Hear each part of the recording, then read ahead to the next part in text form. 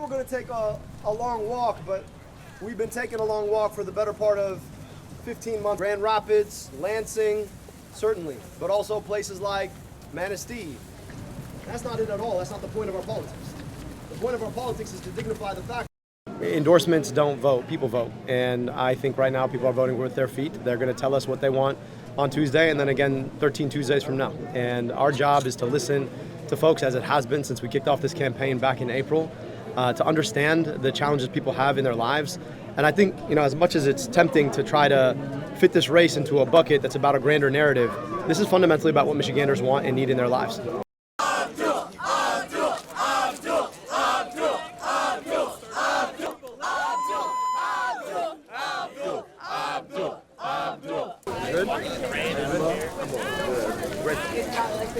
I've been knocking doors all day yesterday and today. How's it going? Pretty good. In deep Detroit. Yeah. All right, Congresswoman!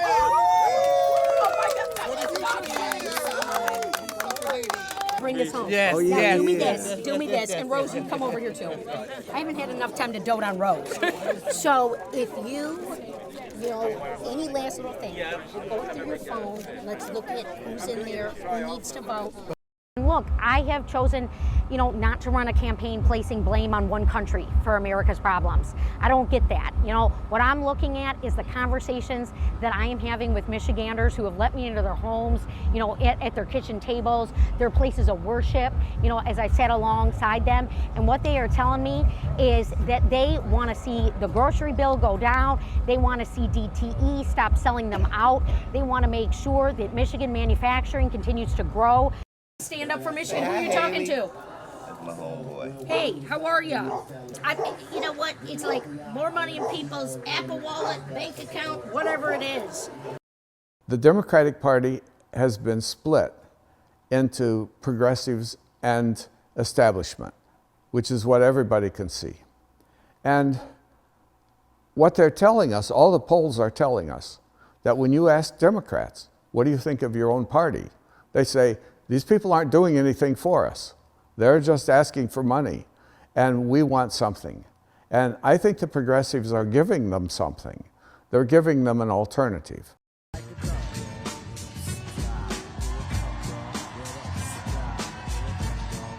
The turning point was Gaza. We saw that. Everybody could see that. Young people especially could see this. They could see what was happening because they didn't have to rely on mainstream media.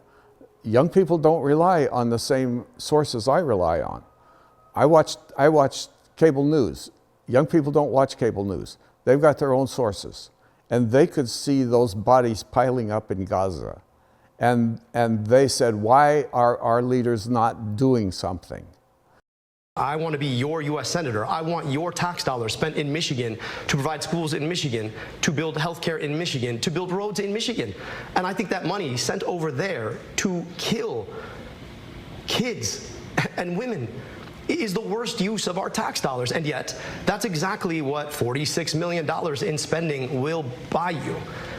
Unlike my opponent, I have not been running a divisive race and, blaming it on, an organization or a group of people, not doing the fear mongering. I'm talking about what Michigan needs right now.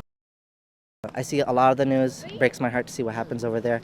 So knowing that if I vote for someone that could better the things over here and better the things over there, it helps, make me feel better that I'm helping in my way.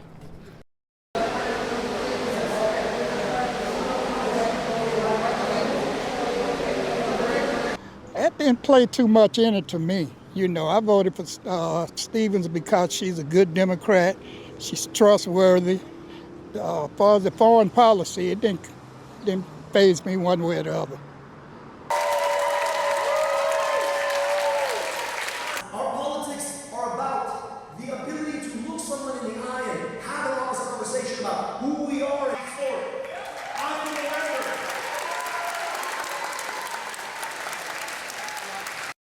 People in Washington are going to be paying attention.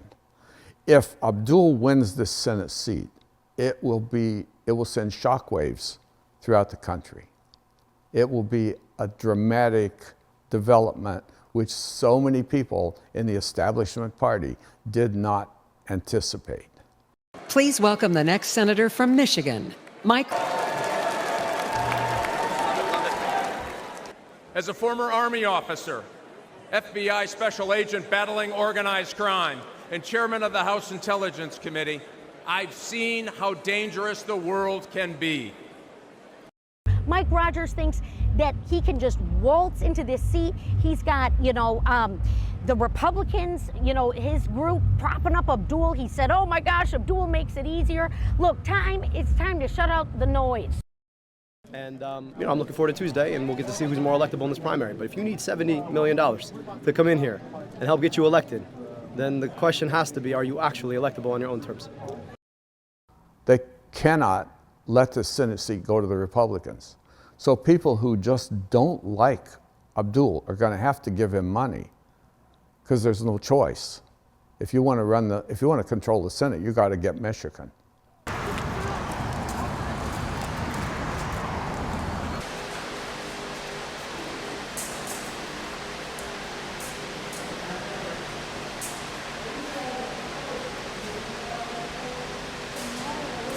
I'd have voted for Abdul El-Sayed, and there's many reasons why. I'm a big fan of Bernie Sanders, and he was endorsed by Bernie Sanders.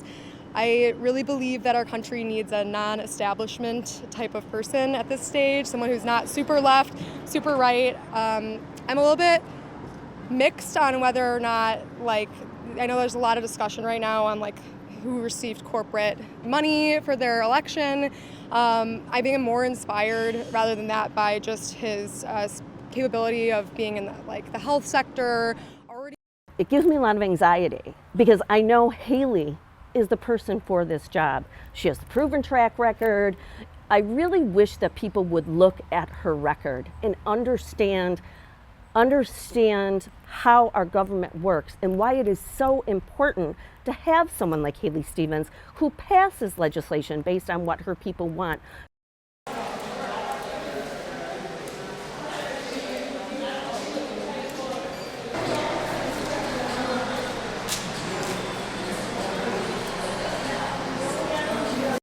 He's a very good candidate. He's smart, and I'm looking for a change. We're looking for a change in the community, in the process that it's in the Congress. We need someone that works for us.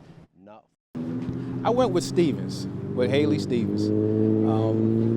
I felt like she was going to be a fighter for Michigan. Trying to keep Michigan jobs in Michigan, and working with the people.